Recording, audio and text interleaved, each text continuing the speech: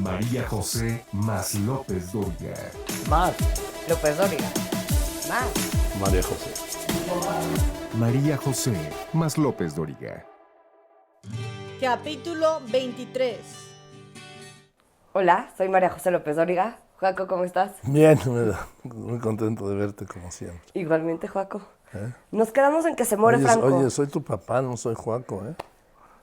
Te llevo diciendo Joaco desde que soy medio puberta. Entonces, Bueno, está bien, está bien. sé que ha habido un poco de confusión con alguna gente porque te digo Joaco, entonces, ay, su nieta, qué bonita. Ya, ¿qué pasó? Una vez en el aeropuerto de Acapulco, en No, el de Ixtapa. de Zihuatanejo, De Zihuatanejo. ¿sí? Veníamos María y yo, estábamos en el aeropuerto y una señora llega, esto fue a unos 15 años, ¿no? Más. Más, sí, Yo porque tú eres tenía como chiquita. 9. Sí. Dice, ay, señor López Dóriga, qué bonita está su nieta. Y yo que me volteé le digo, señora, no es mi nieta. Ay, perdón, dije, es mi bisnieta. El ataque de risa, me tuve que ir corriendo para el otro lado del aeropuerto. En fin. Nuestros viajes de cuando nos íbamos tú y yo, Joaco. Sí, así es. Pero a ver, Nos quedamos en cuando se muere Franco y publicas tu crónica de esta noche vi el cuerpo de un dictador. el cadáver. El cadáver de un dictador. Bueno, pues te di como se había informado, se había contado, ¿sí? Entré en la XX con toda la información. Hasta que entrara el noticiero de Jacobo, escribí mi nota del periódico y ya entré con Jacobo al aire con todo, ¿sí? Con todo. ¿Por qué? Pues porque habían sido, bueno, algunos dirán que tantos años, ¿sí? Pero ahí, en ese momento, desde la primera vez que Franco sí parecía efectivamente morir, no como en todas otras ocasiones que había sobrevivido, aquí finalmente había muerto el dictador. Y recuerdo que seguí trabajando toda la noche y por la mañana aparece en la televisión, en cadena nacional. La televisión estaba de luto, ¿sí? Ya habían aparecido los periódicos, los matutinos, con la extra de la muerte de Franco, pues porque los agarró a las 5 de la mañana con la impresión hecha. Luego sacaron otros extras más tarde, pero tenían una histórica hecha para ese día, ese momento. Y sale Carlos Arias Navarro, que era el presidente del gobierno español. ¿Se acuerdan que les conté que el almirante Carrero Blanco, que era el hombre de confianza, el hombre con el que Franco había diseñado su sucesión, Franco lo había diseñado con el príncipe Juan Carlos, lo matan en el atentado terrorista y entonces nombró a Carlos Arias Navarro. Y recuerdo la escena perfecta, eran las 8 de la mañana, ¿sí? Sale un devastado presidente de gobierno, era un hombre mayor. Deja que era un hombre que se veía anciano, pues, que son dos cosas diferentes. Sí. Y dice, españoles, Franco ha muerto. Nada más. ¡Pum! Ya la noticia ya era mundial a esa hora. Bueno, había cadenas internacionales que lo habían dado días antes. No, Sin semana. sin que se semanas hubiera antes, muerto. Sí, que son las 2 veces que me reclamó Jacobo. Luego le hablé con Jacobo tiempo después, le dije, ¿se acuerda que le dije que cuando se muriera Franco usted iba a ser el primero en enterarse? Usted fue el primero. Sí.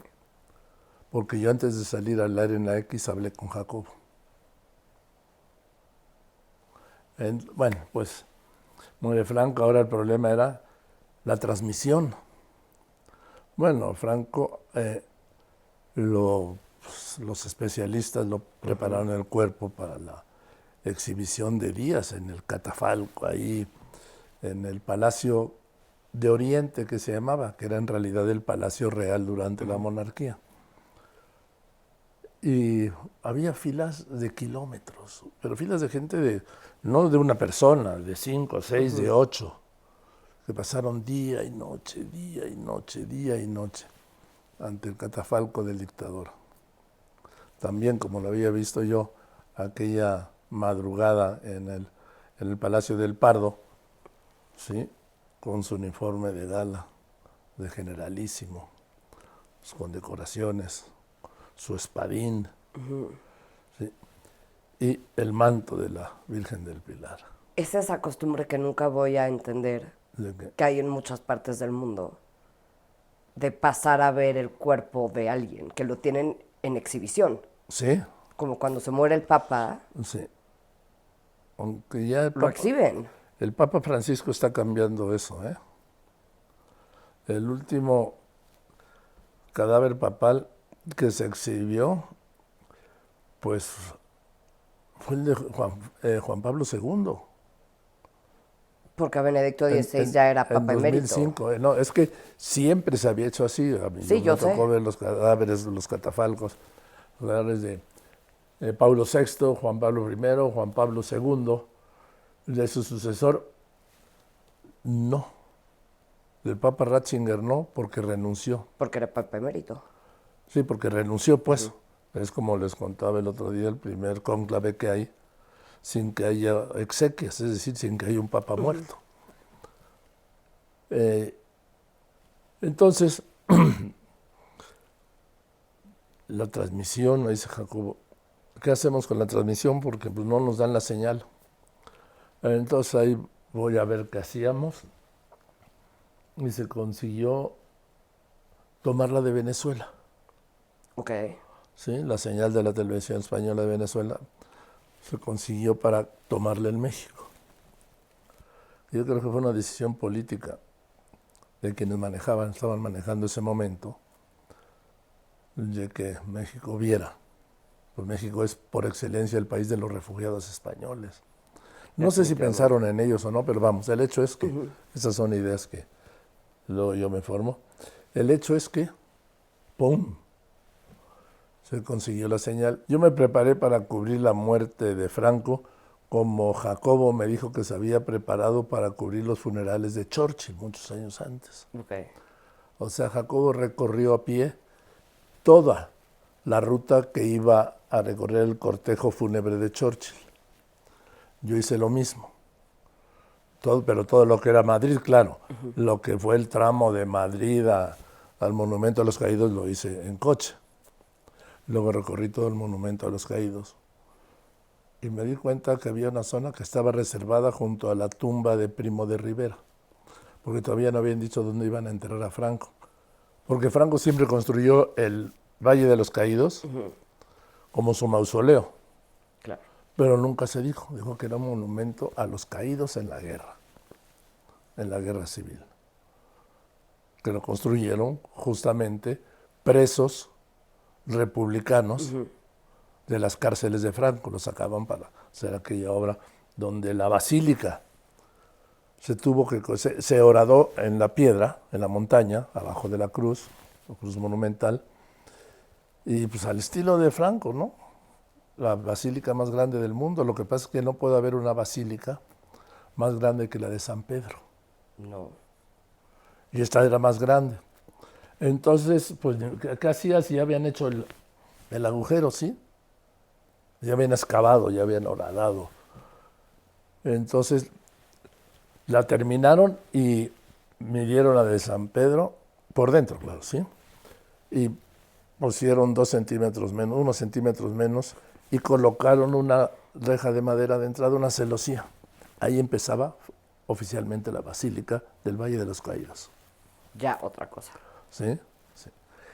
Entonces, pues yo me voy a mi cabina de producción en el Hotel Villamagna, ya listo, y empiezo a transmitir, ¿qué? 4 horas yo creo.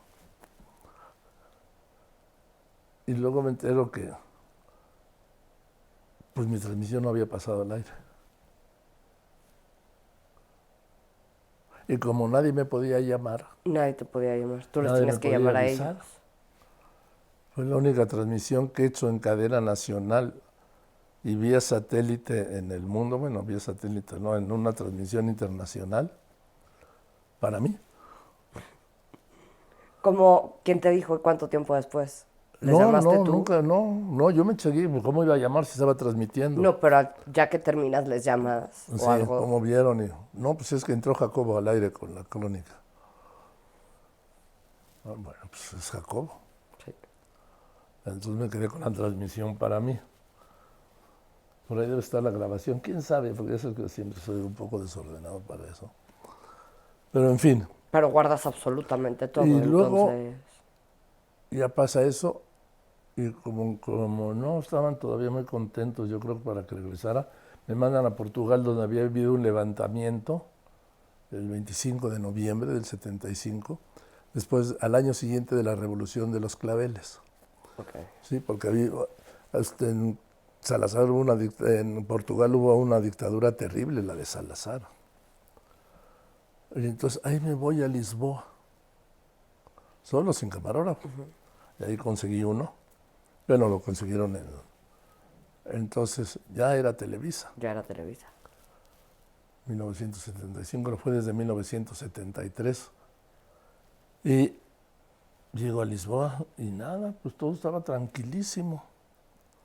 La Revolución de los Claveles se llamó porque en aquel levantamiento las mujeres sobre todo iban y le colocaban un clavel en el cañón de cada fusil de cada soldado. Flower Power. ¿Sí? La Revolución de los Claveles. Bello nombre, ¿no? Muy portugués sobre todo. Muy ¿no? portugués. No por los claveles, sino por la actitud. Sí. Y bueno, ya finalmente regreso a México, porque me había invitado el candidato López Portillo a una cena de fin de año del 75. Pues ahí me mandan. Y pues resultó ser una cena íntima. En el vaso de lo que estaban construyendo la presa de Chicoacén en Chiapas, Ajá. en el vaso de la obra, fíjate lo que duraría esa obra, que la inauguró Carlos Salinas en los 90s. Y esa obra la hizo también tu padrino Gilberto Borja, Sí. el ingeniero Borja, personaje inolvidable, ¿no? Inolvidable. Y entonces llego yo a la cena íntima con el candidato López Portillo y había como 30,000 personas.